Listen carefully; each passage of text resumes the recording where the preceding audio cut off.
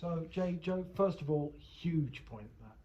Yeah, massive point. I think we've been waiting to tick the points off, and I think that's just the start now of us going, hopefully getting 3 each week now moving forward. Because it was a strange game, because the first half it was very, almost like two teams sizing each other up for 45 minutes. There wasn't much like chances for either side, very tight game indeed. It kind of opened up after Charlton's goal in the second half. Yeah, I mean, we're in a situation where as soon as we concede, we've got nothing to lose. So we can go front foot, we can be aggressive on and off the ball. But I think you're right, first half it was very cagey. I thought actually, tactically between the two teams, they, like you say, they sort of cancelled each other out. But we've got to put ourselves on the front foot earlier in games, I think. And we could see on the bench there was obviously lots of conversations going on. What do you say to the players with a few minutes to go in a game like that, where you know how huge a goal could be? Yeah, well, we've just got to make sure that they're staying on the front foot, like Jay says. We've got a process, and we can't all of a sudden just change that mid-game. We knew that we needed a goal. You know, we have to score goals, so we have to make decisions in those moments to go for it, try and get an equaliser, and then then we've got to make a decision whether we stay and try and go for a winner or not. But we're really, really happy with a point today against a very strong Charlton team. And I was saying on commentary, Wilco's goal was the first time that Charlton have actually conceded since the last time they played Coventry United. So yeah, starting their clean sheet streak and then ending it.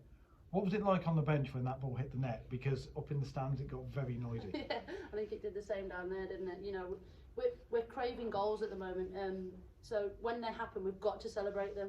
But we need to make sure that we're switching on in those moments as well and not getting carried away with it. So, as much as we're absolutely buzzing to be scoring a goal, the next message was before the kick-off is switch on. Now we switch on and we make sure that we take this point, and we did.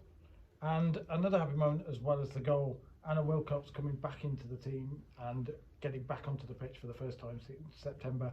How huge is it to have a character like that back on the pitch? Yeah, she's so important to what we do, just from a mentality point of view. The fact that her first input in the game was a big tackle, it sort of set a tempo for us again, and she was a really big catalyst for us, I think, to go on and get a point. So yeah, I'm really pleased for her. I've worked with her for a long time, and she's a special talent, and I'm really, really glad that she's back. And for both of you now, again, seems to be a theme this season, just as momentum starts, the international break kicks in, so another week off. And then huge game in the FA Cup, 3 games from Wembley. Every game's a big game now, but you must already be looking at that thinking, here we go, now let's really get the run going and profit off today.